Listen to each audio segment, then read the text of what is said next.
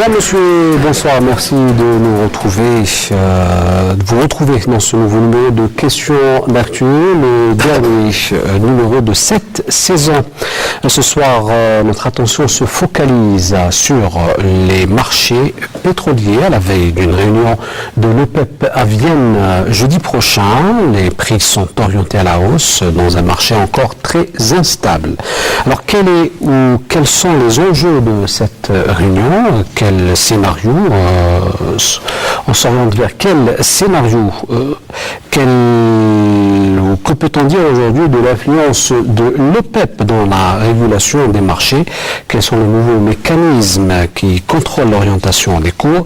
Des questions, il y a d'autres auxquelles nous essaierons d'apporter des réponses avec nos invités ce soir. Il s'agit sans plus tarder de M. Lia Sahar, journaliste indépendant, spécialiste des questions énergétiques. Merci d'être avec nous ce soir. Merci pour l'invitation. Également avec nous, M. Mourad Pror, professeur en stratégie et géopolitique de l'énergie. Merci d'être avec nous ce soir. Également à vos côtés, M. Mustafa Mekidesh, vous êtes expert international des questions énergétiques et économiques, vice-président du CNES. Merci d'être avec nous ce soir. Merci de nous avoir invités encore une fois.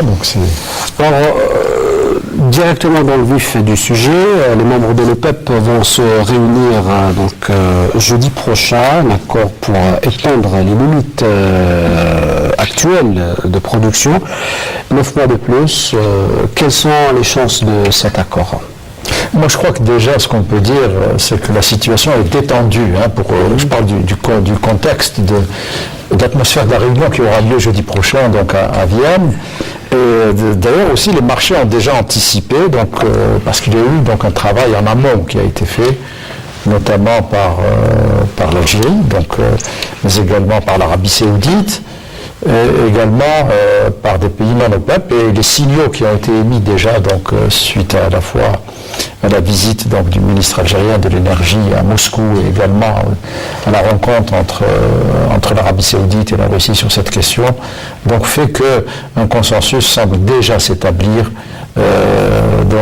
pour pouvoir reconduire l'accord qui a été passé précédemment pour une période de 8 mois, à l'effet de stabiliser encore davantage le marché.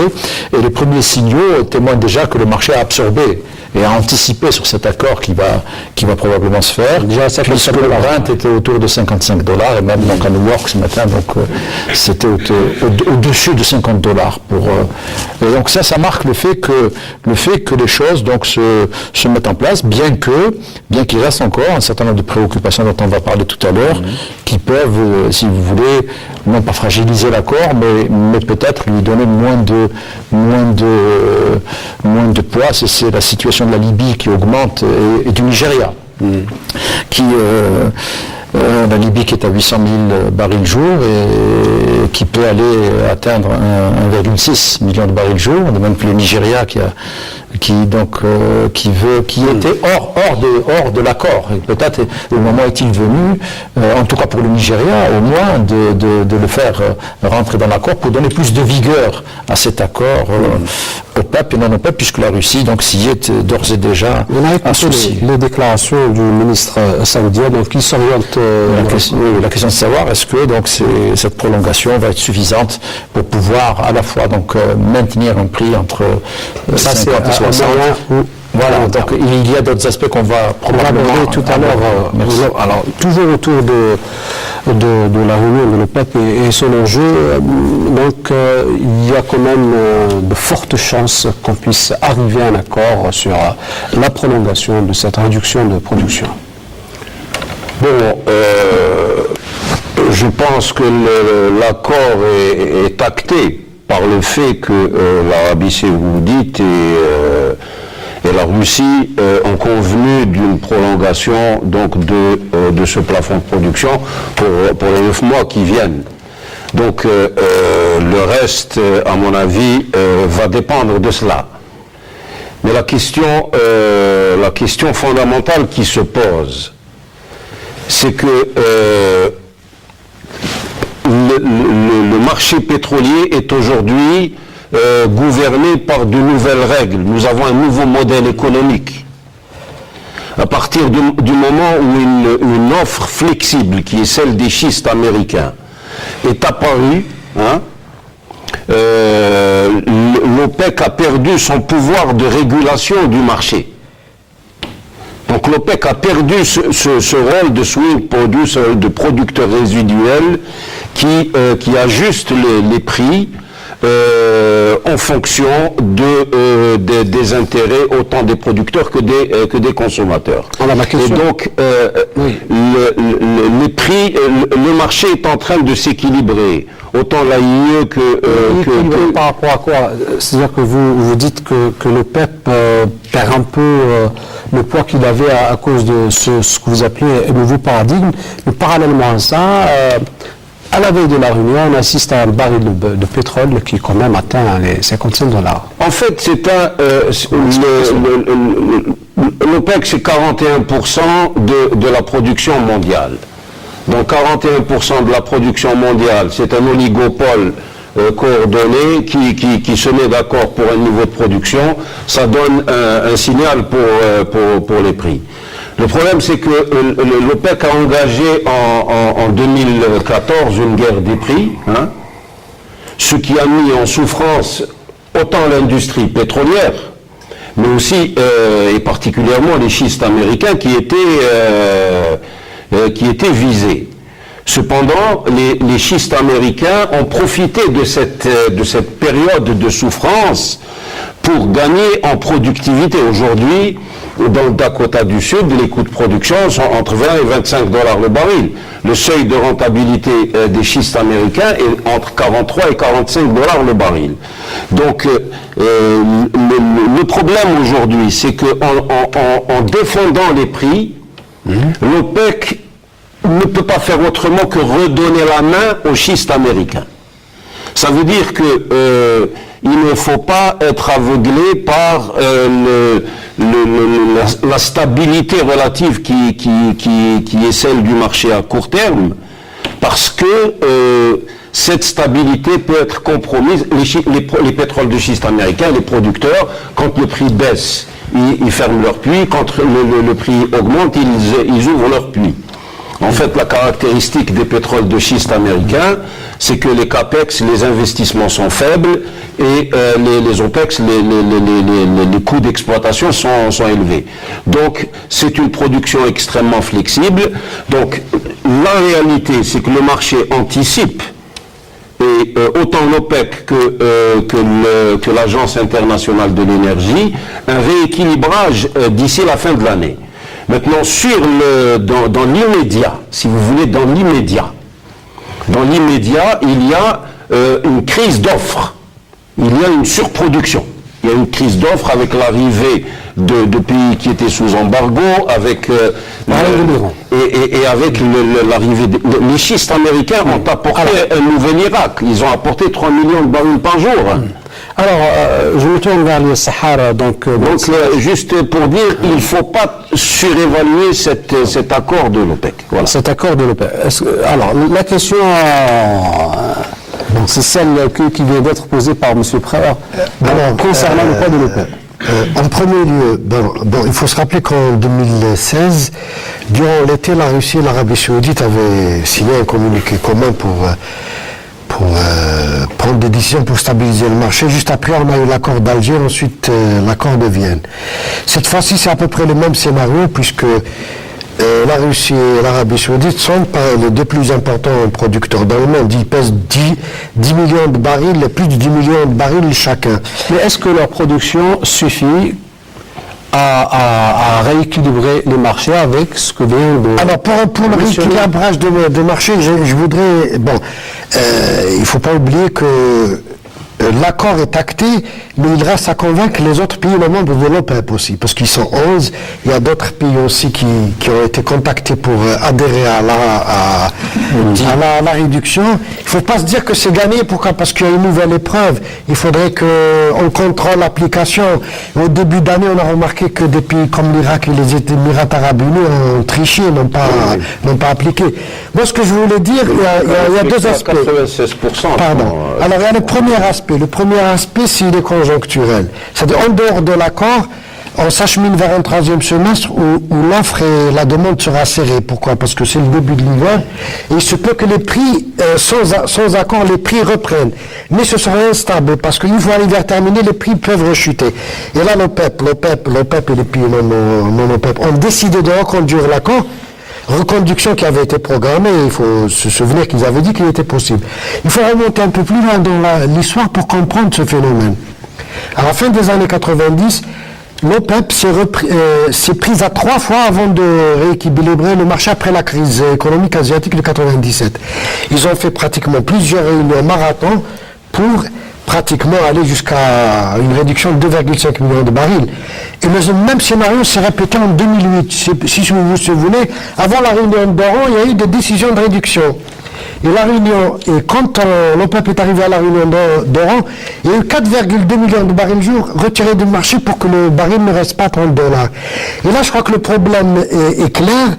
1,8 million de dollars, c'était insuffisant. Bon, les experts et les acteurs du marché le savent. 1,8 million de barils jour, c'est insuffisant. Cela étant, ça a joué quand même un rôle. Il ne faut pas oublier que ça a permis de maintenir les prix autour de $50, les prix qui allaient descendre vers 40 et moins. Donc c'est une première étape, c'est-à-dire la réduction de 1,8 est une première étape. Il aurait fallu peut-être réduire de 2,5 ou 3. Ça, c'est un peu des détails techniques, mais... C'est pas technique, c'est ça le marché. Le marché, c'est ce que vous ne mettez pas. Toujours les prix, le marché. Ma question, elle est un peu claire. Alors, juste après l'accord qui a été signé il y a quelques mois, on a assisté pendant un mois à une remontée des prix. Après, les résultats escomptés n'ont pas eu lieu. Et aujourd'hui, à la veille de la réunion de l'OPEP, on assiste à une orientation vers la hausse. Donc, en réalité, quels sont les mécanismes qui agissent sur le marché? Moi, je crois que d'abord, on s'en tient donc au 41% de l'offre qui est celle de l'OPEP, la discipline de retour, je pense. Ça, c'est important. Moi, je me rappelle ici, au cours de deux tables rondes que nous avons faites ici, un certain nombre d'experts que vous avez invités croyaient peu, d'abord, à l'accord d'Alger, ensuite à l'accord de Vienne, qu'il n'allait pas tenir. Et là, on parle de la reconduction. Donc, si vous voulez, les éléments de discipline se mettent en place. Le problème, c'est, de faire le monitoring. Ça a été rappelé par l'IS, il a raison. Donc, il va falloir les suivre pour être plus disciplinés, voire mettre des mécanismes de suivi. Et puis, deuxièmement, que les pays qui, jusqu'à ce jour, n'ont pas fait l'effort pour passer, par exemple, de 1,8 à 2, et puis ensuite à 2,5, pour pouvoir donner des signes qu'on est en train d'absorber les surplus de façon organisée. Et de ce point de vue-là, je vous disais donc que les deux prochaines, l'Irak donc a fait un communiqué, donc je pense qu'elle va également donc essayer de dégager donc plus en matière pour pouvoir renforcer cet accord. Il y a la question du Nigeria. Le Nigeria est en train d'être ce qu'on appelle nous économistes, un passager clandestin. C'est-à-dire qu'elle bénéficie de l'accord, mais elle ne paye pas le ticket. Donc elle ne fait pas au contraire, elle se prépare actuellement, dans ces installations qui sont en train d'être revampées, à augmenter sa production de pétrole. Alors, tout ça fait que, à mon avis, il faut encore renforcer sur le plan de la discipline, d'abord au sein de l'OPEP, ensuite avec les non-OPEP qui maintenant également voient que les stratégies qui ont été mises en œuvre par l'OPEP sont en train donc en tout cas de stabiliser le marché, à défaut de renforcer considérablement les prix. Et je pense que c'est la ligne claire. Maintenant, il faut voir ce que vont faire les États-Unis. Donc, lorsqu'on voit par exemple le président Trump donner des autorisations qui avaient été bloquées pour le Dakota du Sud. Pas uniquement pour le Dakota du Sud, mais également pour les hydrocarbures conventionnels océaniques dans l'Antarctique.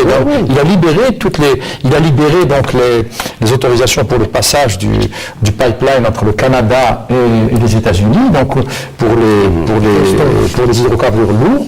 Et tout ça fait que peut-être que là, donc il y a peut-être un élément qu'il va falloir examiner avec beaucoup plus de précision, qui risque de peser. Ça, c'est pour le moyen terme. En tout cas, la tendance actuelle entre 55, disons, à 60, peut-être, s'il y a plus de discipline dans le PEP, on peut poser ce scénario de façon à court terme, accélérée entre 50 et 60 pendant une année, M. Frère. Moi, ce que je veux insister sur ceci. c'est que nous sommes un pays qui dépend à 98% de ses exportations pétrolières. Et nous devons faire l'effort de comprendre les mécanismes qui font les prix pétroliers et de comprendre la dynamique structurelle et structurante de l'industrie pétrolière. Aujourd'hui, les États-Unis, c'est 55 milliards de barils de réserves, c'est 3% des réserves mondiales sur 1700 milliards de barils de réserves dans le monde. Bon, c'est un peu plus que les réserves libyennes. Les États-Unis, leur production est flexible. Donc, si les prix baissent, elle disparaît, s'ils remontent, elle réapparaît. Bien, pendant quelques années, les États-Unis vont perturber le marché pétrolier. Le problème, c'est que l'industrie pétrolière a été précipitée dans une crise, les investissements ont baissé entre un pic de 721 milliards de dollars en 2013 à aujourd'hui, les investissements ont baissé de plus de moitié. Ça veut dire que demain, le pétrole de demain ne sera pas disponible pour répondre à l'offre, à la demande. Et donc, nous devons comprendre ce qui se passe aujourd'hui et nous devons prendre des décisions par rapport à une situation où l'OPEC, quoi qu'elle fasse, sur le court terme, n'est pas en mesure de contrôler le marché. Elle peut envoyer des signaux. En fait, le marché tend vers l'équilibre. Ça veut dire que la demande est en train de reprendre. Aujourd'hui, nous avons une crise d'offres. D'ici la fin de l'année, le marché devrait s'équilibrer. Ce qu'il y a, c'est que l'industrie pétrolière est en grande souffrance et les pays producteurs, l'Arabie Saoudite aujourd'hui, elle a intérêt à défendre des prix plus élevés parce qu'elle ouvre le capital de l'Aramco en novembre et vous savez que la capitalisation boursière d'une compagnie pétrolière, ça dépend du niveau de ses réserves. Si le prix du pétrole est à $30 le baril, elle va louper l'ouverture du capital de l'Aramco. Ceci dit, elle a des problèmes économiques, des problèmes de succession, etc. Mais nous ne devons pas être dépendants de ces paramètres parce que c'est trop important par rapport à notre économie. Ce qui est certain, c'est qu'aujourd'hui, la réalité de l'industrie pétrolière, les compagnies pétrolières nationales dans le monde, comme Sonatrach, contrôlent 85% des réserves. Les compagnies pétrolières internationales ne contrôlent que 7% des réserves. L'avenir, c'est les compagnies pétrolières nationales. La puissance pétrolière des pays producteurs, elle est dans leur compagnie nationale et non pas dans le niveau de leurs exportations pétrolières, soit dans le niveau de leurs réserves. Donc, nous sommes, à mon avis, nous sommes tétanisés par cette crise. Est-ce qu'elles ont justement les moyens va passer? Mais est-ce qu'elles ont les moyens de faire face? J'ajoute, pardon, oui. Est-ce qu'elles ont les moyens de faire face aux capacités des multinationales américaines notamment? En fait, l'industrie pétrolière, vous savez, c'est une industrie de pionniers. Ça veut dire que c'est une industrie de fous. Hein, et mon ami Mustafa ne va pas me contredire. On a vu Repsol devenir une compagnie importante alors que c'était la compagnie espagnole alors qu'elle était très petite. On peut imaginer, on doit viser à faire rentrer Sonatrach dans le top 10 parmi les 10 premières compagnies pétrolières mondiales. Sonatrach doit élargir ses réserves au niveau international. Le vrai problème, il est là. Le vrai problème, c'est de ne pas regarder les prix du pétrole, est-ce qu'il monte, est-ce qu'il baisse. Sur le court moyen terme, les prix vont être très volatiles. Maintenant, à l'horizon 2020-2025, moi je pense qu'on aura un choc pétrolier, parce que tous ces investissements qui n'ont pas été faits vont se traduire par un déficit d'offres par rapport à la demande. La demande devrait être en 2030 à quelque chose comme 115, selon nos calculs, et 115 millions de barils par jour au minimum, 115, 120. Ça veut dire qu'il faut découvrir 2 Arabies Saoudites pour satisfaire la demande à l'horizon 2030. Donc les prix vont exploser. Et donc pour l'instant, il faut garder notre sang-froid. Nous avons les capacités, l'Algérie a les capacités financières, et nous-mêmes surtout, de résister à cette crise et se préparer à l'après-crise. Sauf que l'Algérie a tablé durant les 3 prochaines années sur 50, 55 et 60 dollars le baril. Non, 50, pardon, 50 dollars le baril. 50, 55, 60. Ce que je voulais ajouter tout à l'heure, c'est toujours pour revenir à l'OPEP, c'est que cette reconduction de 9 mois est basée sur des calculs pour éponger environ 280 millions de barils de stock, c'est-à-dire pour atteindre ce que les experts appellent la moyenne quinquennale, c'est-à-dire aller autour de 2,5 milliards de barils.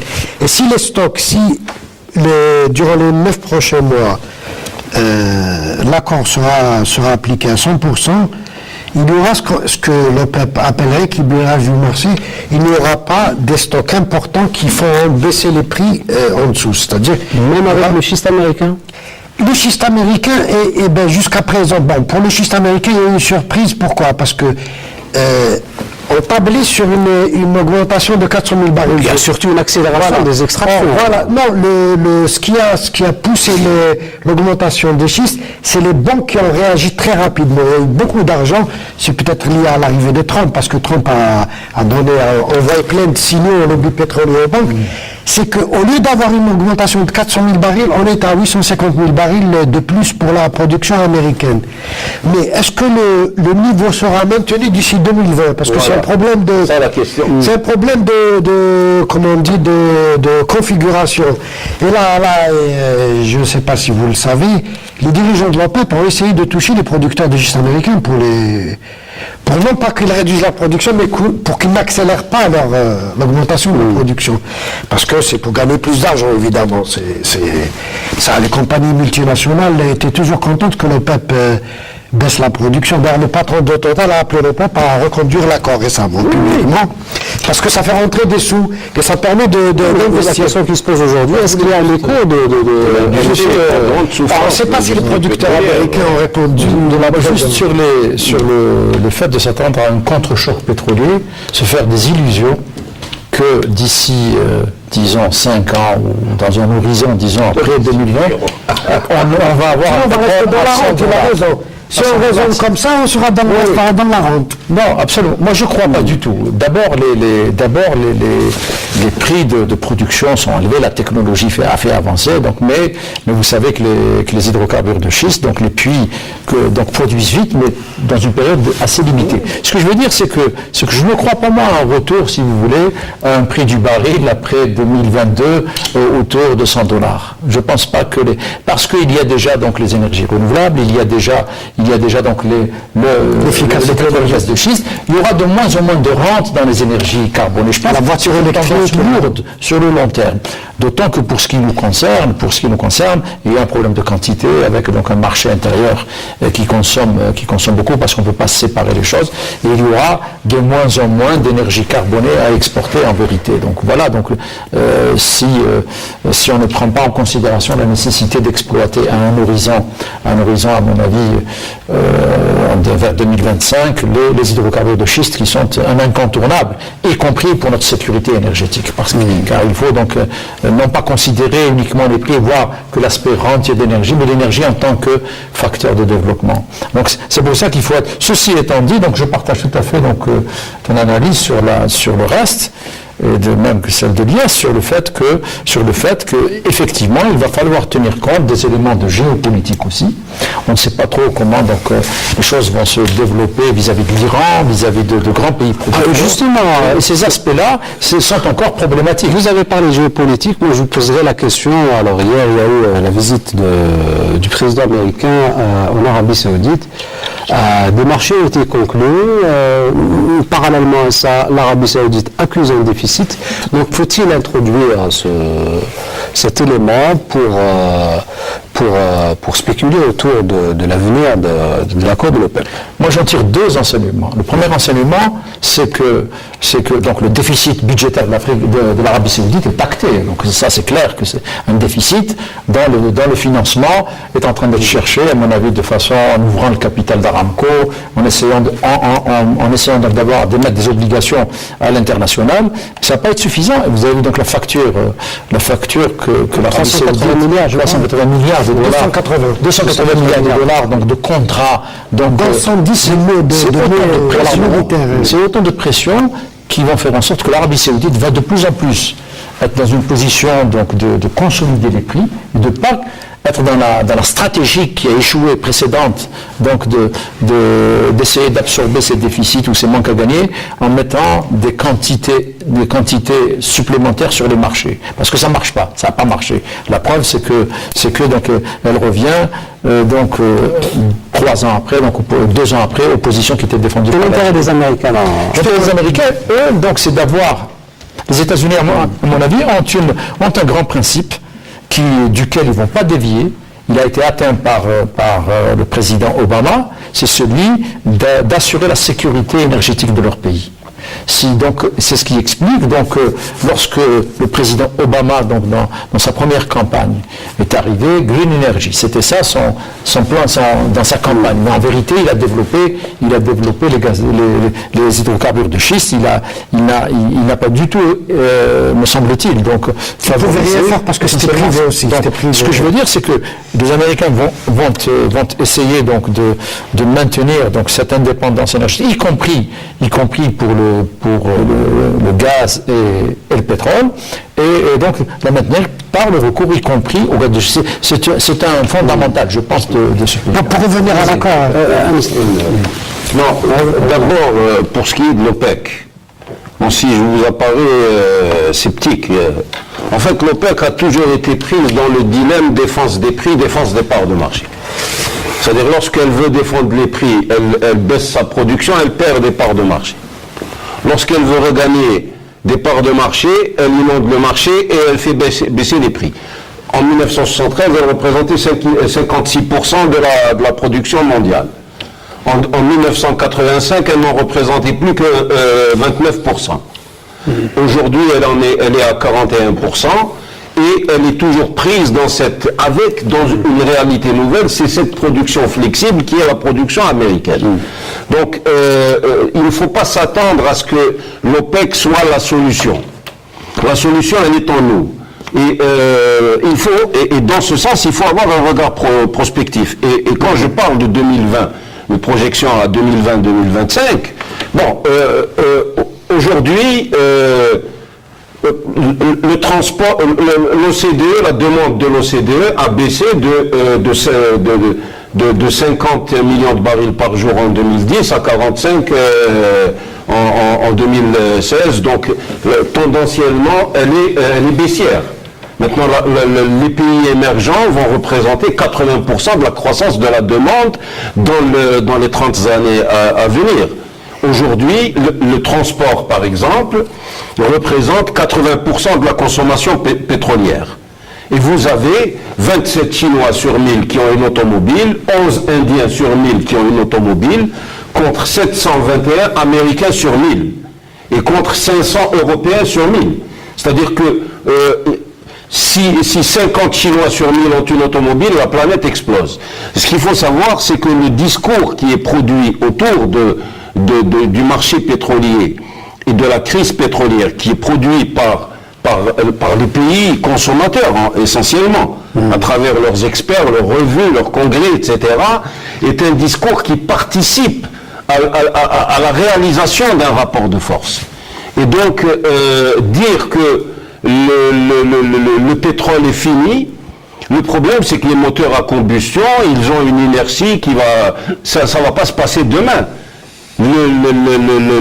La demande pétrolière en 2030, elle sera, aujourd'hui elle est de 39%, la demande pétrole et gaz, ça va rester dans un sentier de 55% jusqu'à à peu près 2050.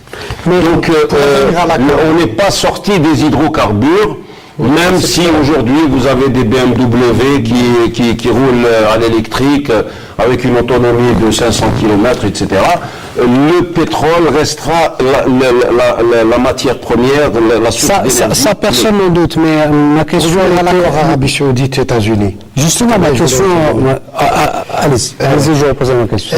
Non, parce qu'il y a un lien aussi avec le pétrole, parce que c'est de grands producteurs pétroliers aussi. La production pétrolière américaine va vers les 10 millions de barils quand on ajoute les liquides. Et l'Arabie Saoudite, c'est plus de 10 millions de barils. Je crois qu'il faut suivre de très près ce qui va se passer à l'avenir entre l'Arabie Saoudite et les États-Unis. Pourquoi? Parce que on s'aperçoit que l'Arabie Saoudite, ces derniers temps, était acculée. Elle est en difficulté dans sa région puisqu'elle est impliquée dans deux guerres, en Syrie et au Yémen.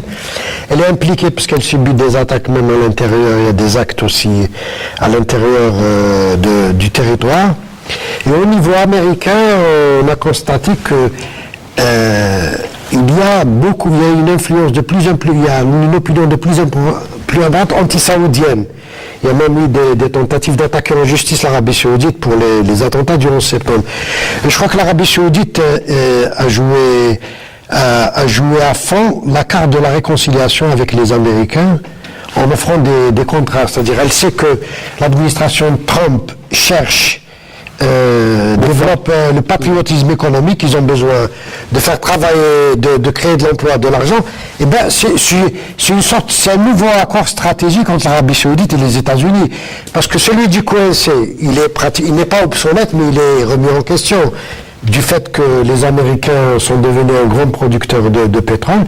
L'Arabie Saoudite a trouvé quelque chose pour renouer d'une manière stratégique avec les États-Unis. Et c'est un peu le message de ces accords. Il n'y a pas que le rapport entre les États-Unis et l'Arabie Saoudite, il y a les autres données, notamment celles qui concernent l'Iran, celles qui concernent... Sur l'Iran, justement, ça reste un élément problématique pour la sphère énergétique, pour la géopolitique en matière d'énergie, parce que, apparemment, l'accord qui a été signé entre l'Iran et les États-Unis sous la présidence d'Obama semblait avoir réglé l'essentiel, disons, du conflit structurel qui existait. Mais là, apparemment, Obama vient avec une nouvelle donne vis-à-vis de Monsieur Mikidash, permettez-moi de vous interrompre juste l'appel à la prière de l'Aïcha et on reviendra juste après.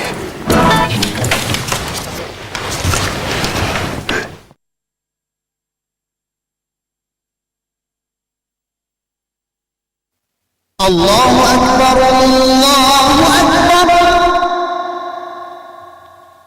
أشهد أن لا إله إلا الله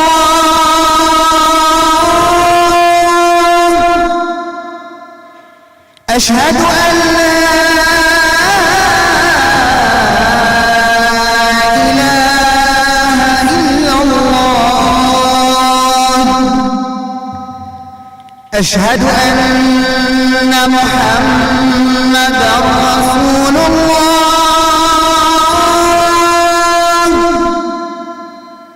أشهد أن محمدا رسول الله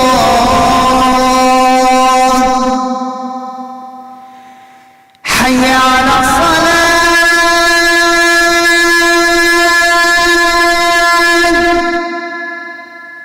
حي على الصلاة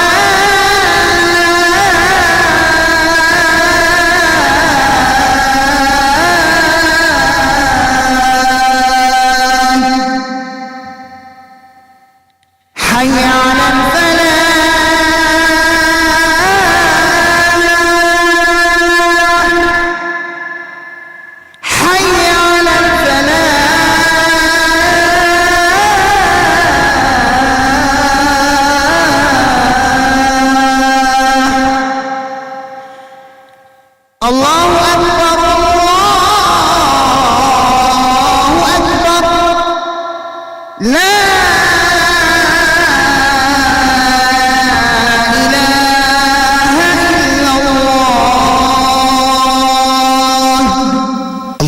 رب هذه الدعوة التامة والصلاة القائمة آت محمدا الوسيلة والفضيلة وابعثه مقاما محمودا الذي وعدته.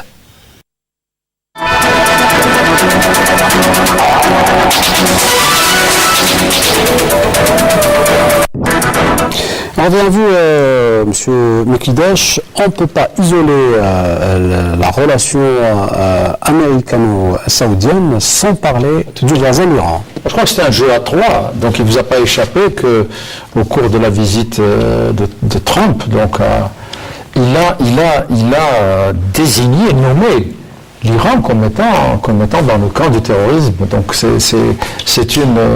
c'est un élément qui risque, si vous voulez, d'introduire des éléments d'incertitude, en tout cas pour la scène énergétique, parce que l'Iran, vous savez qu'il a des grandes réserves de gaz et qu'il a un potentiel pétrolier qui est important, et donc l'Iran peut être amené, si elle est isolée, comme le souhaite d'ailleurs dans la déclaration faite par les États-Unis, donc d'isoler l'Iran, ça signifie qu'on peut avoir une situation où l'ensemble, si vous voulez, de ce qui a été acquis par l'OPEP en termes d'union, l'Algérie jouer un rôle pour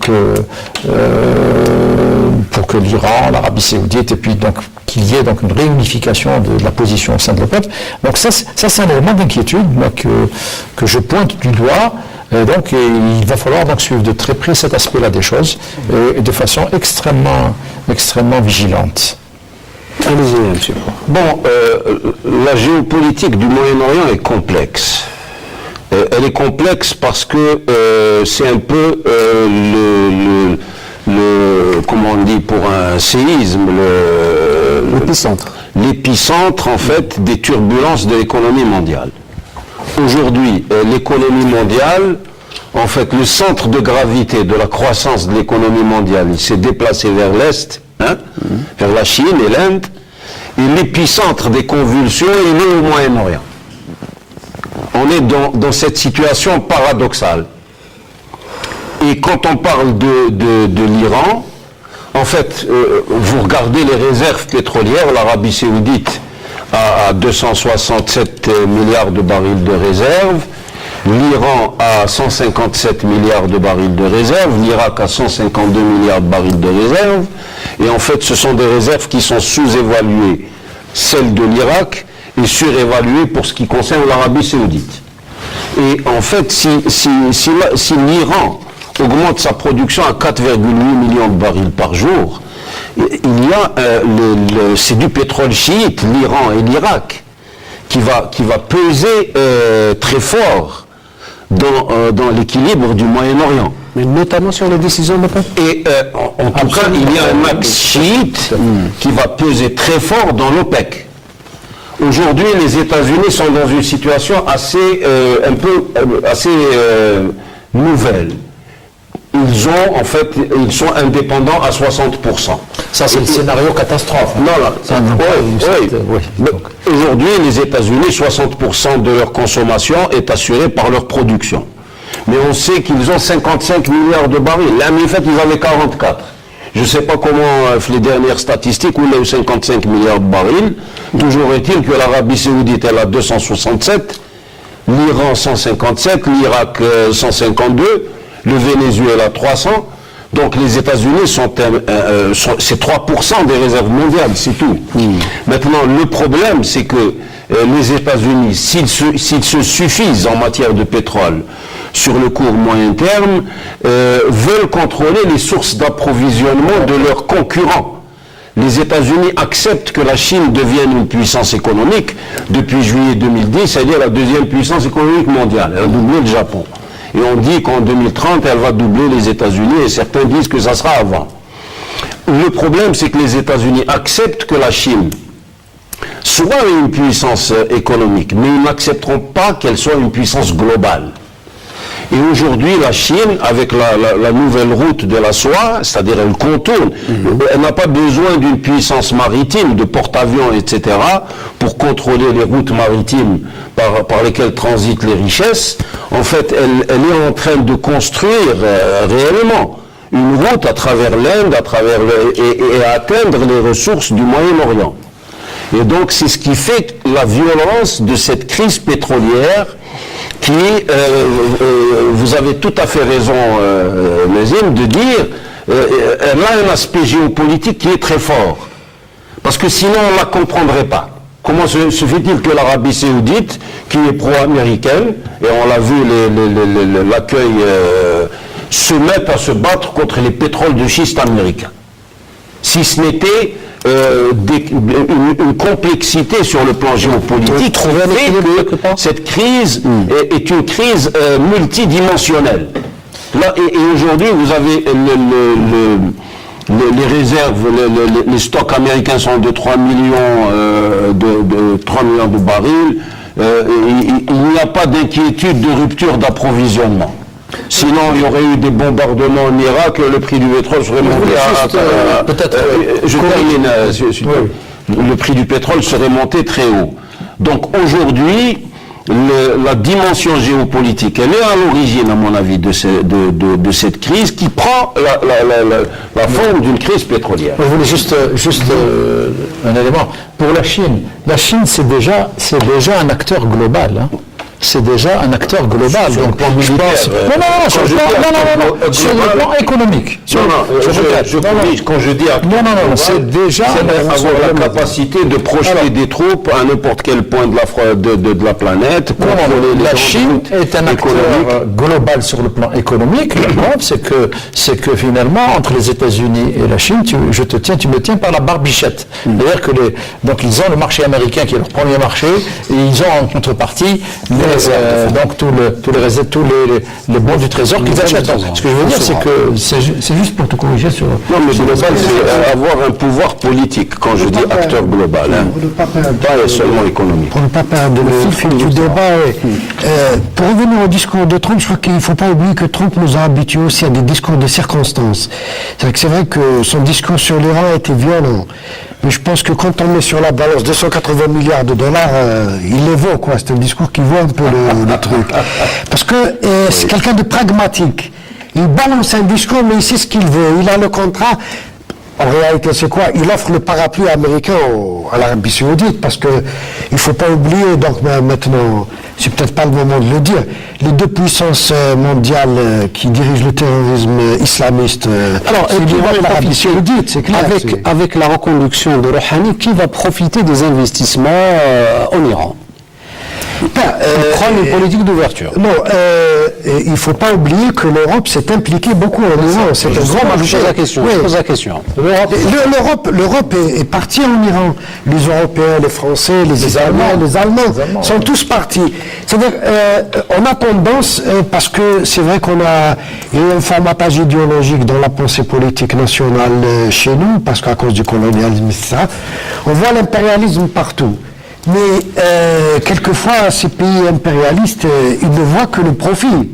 C'est-à-dire que, à la limite, aller faire des affaires en Iran, ça ne les gêne pas.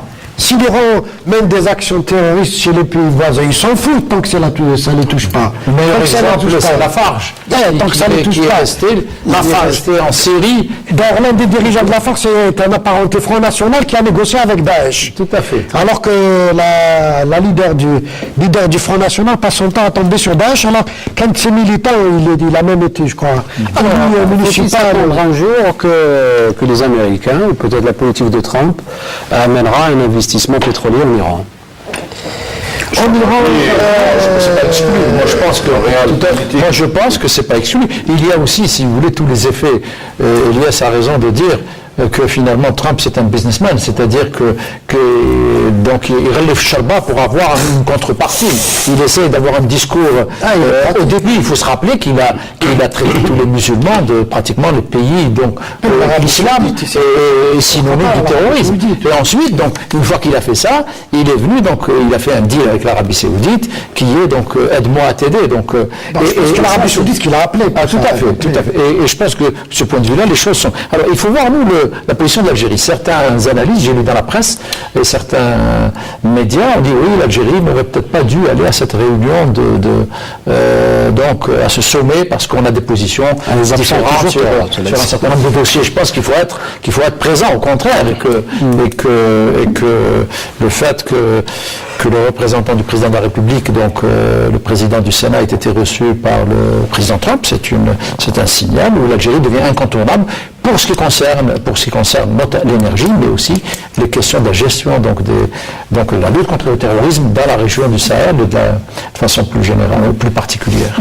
Alors, dans ce nouveau paradigme, M. Preur, pour simplifier et faire un résumé de tout ce qu'on vient de dire, à quoi s'attendre dans les prochains mois et les prochaines années aussi? Bon, j'avais dit ce que je pensais du long terme. Pour ce qui est de l'immédiat court terme, moi je pense que les prix vont fluctuer autour d'un pivot de $50 le baril. Ça me semble l'hypothèse la plus probable d'ici la fin de l'année. Je pense que l'année prochaine, les prix vont emprunter un sentier haussier beaucoup plus franc. Maintenant, je pense que pour ce qui nous concerne, parce que je raisonne en tant qu'Algérien concerné par ces 98% de nos exportations, nous ne pouvons pas rester dans les logiques des années 70. Il faut changer de lunettes. Nous ne pouvons pas rester dans les logiques de pays exportateurs. Il faut opérer un renversement de perspective stratégique. Il faut que l'Algérie s'affirme non plus comme une source d'hydrocarbures, mais comme un acteur.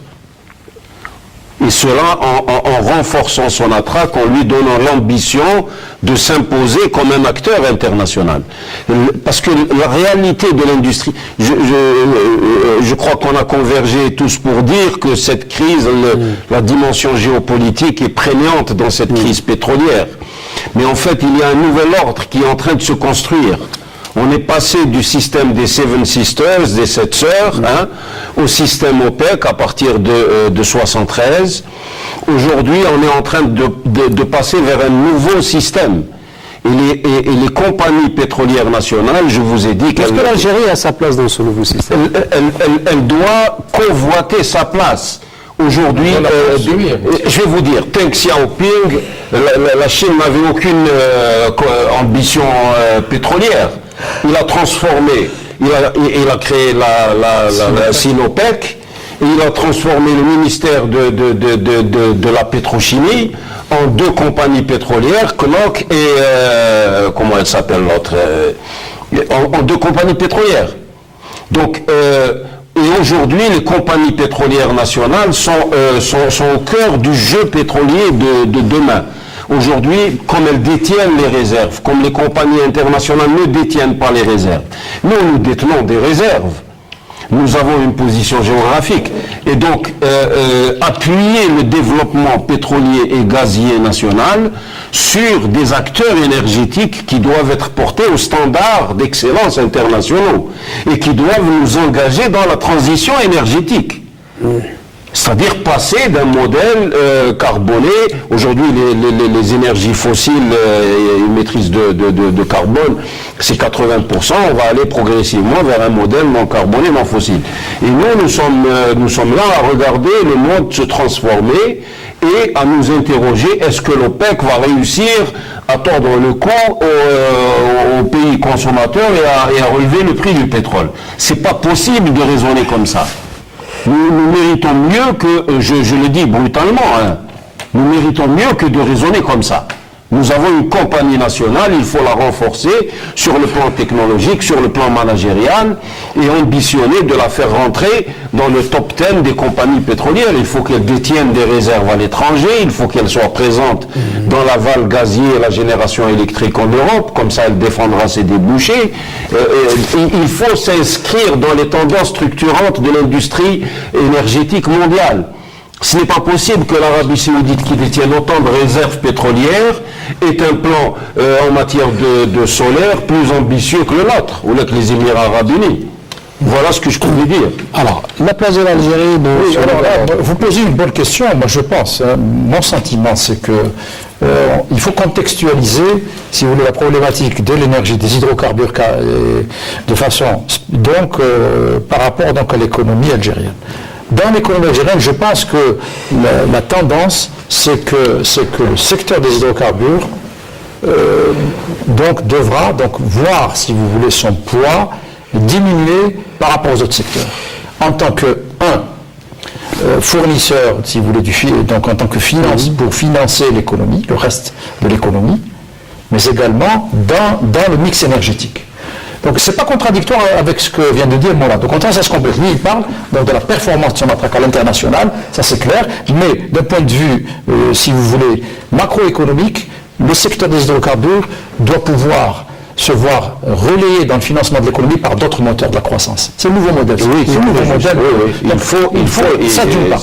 D'autre part, dans le secteur économique, dans le, si vous voulez, le secteur des hydrocarbures produit de la richesse, mais également il gaspille beaucoup. Donc, on gaspille beaucoup. Donc, il va falloir rationaliser la consommation énergétique dans le pays pour en consommer moins, probablement pour en vendre plus à l'extérieur et préparer donc et pouvoir assurer la sécurité énergétique du pays le plus longtemps possible.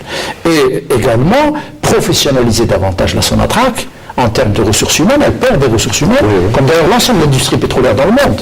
Donc on a dès que nos ingénieurs, les techniciens donc dans le secteur pétrolier, la Sonatrach en particulier, ont l'expertise, ils vont ailleurs parce que donc il va falloir gérer les ressources humaines de façon différente. Il va falloir donc avoir un management qui met, si vous voulez, qui laisse l'entreprise fonctionner selon les mêmes conditions que les autres compagnies pétrolières internationales ou nationales d'ailleurs.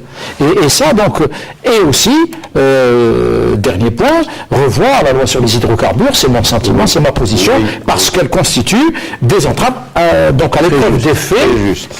On n'arrive pas, si vous voulez, à l'attractivité des gros investisseurs internationaux parce que la loi doit être à mon avis revue et il ne faut pas avoir, si vous voulez, de position faussement patriotique à vouloir regarder où ça ne fonctionne pas. Revenir à la loi retraite. Par exemple, on a fait une loi où on a été le premier découvreur dans le monde, 86-91. Et là, on a une loi qui, manifestement, n'a pas permis à ce jour d'attirer sur l'ensemble des blocs qui ont été offerts sur le marché, d'attirer les gros investisseurs internationaux. Donc il y a un problème qu'il va falloir traiter. Il faut le traiter en toute froideur, évidemment, en prenant en compte l'intérêt national, ça c'est clair. Et de ce point de vue-là, l'Algérie donc, a l'expérience nécessaire pour pouvoir revoir ça. Voilà un peu comment je vois les choses. La place de l'Algérie dans ce nouveau-là. Oui, voilà, bon, on a été invité pour discuter de l'OPEP, mais ça ne nous empêche pas de donner un point de vue sur un autre plan. Moi, je crois que la meilleure manière parce que tous les Algériens sont formatés sur le prix du pétrole. Tout le monde pense. Même quand on discute avec Transition énergétique, ils parlent d'énergie solaire comme si c'était une nouvelle honte qui devrait remplacer les hydrocarbures. Il y a des pistes, et c'est ça, c'est un peu malheureux de le dire. Quelquefois, on parle de la transformation du phosphate, après on oublie, on parle il y a beaucoup de pistes sur le plan industriel qui ne sont pas mises en valeur au niveau national, y compris, et ça c'est je crois que la première faute incombe aux autorités, puisque c'est les autorités qui doivent mener le bal, comme on dit, c'est eux qui doivent donner l'orientation. Et on s'aperçoit qu'il y a des filières dans le secteur énergétique qui sont très importantes, qui peuvent contribuer à faire baisser par exemple la facture et apporter par exemple, améliorer le pouvoir d'achat en matière de consommation énergétique. Là je pense à l'efficacité énergétique par exemple. On passe, il y a tout un débat sur le thermique et le solaire, alors que personne ne parle de l'efficacité énergétique. Alors que tous les experts disent, ils l'ont dit il y a une trentaine d'années, le plus grand gisement d'énergie, c'est l'efficacité. Là, par exemple, est-ce qu'un privé algérien a lancé la fabrication de lampes LED, par exemple?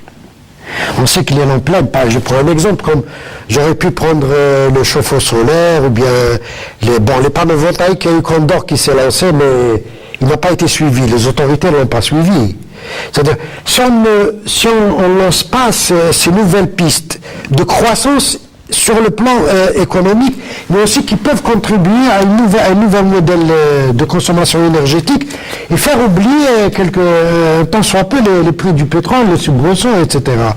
Je pense, on parlait de chauffe-eau solaire, aux panneaux photovoltaïques. Est-ce qu'il y a une industrie encore du photovoltaïque? Il n'existe pas encore. Par exemple, Ça, c'est des idées que... Merci Elia Sahar, journaliste indépendant, spécialiste des questions énergétiques. Merci également à vous, M. Mustafa Mekidash, expert international des questions énergétiques et économiques, vice-président du CNES.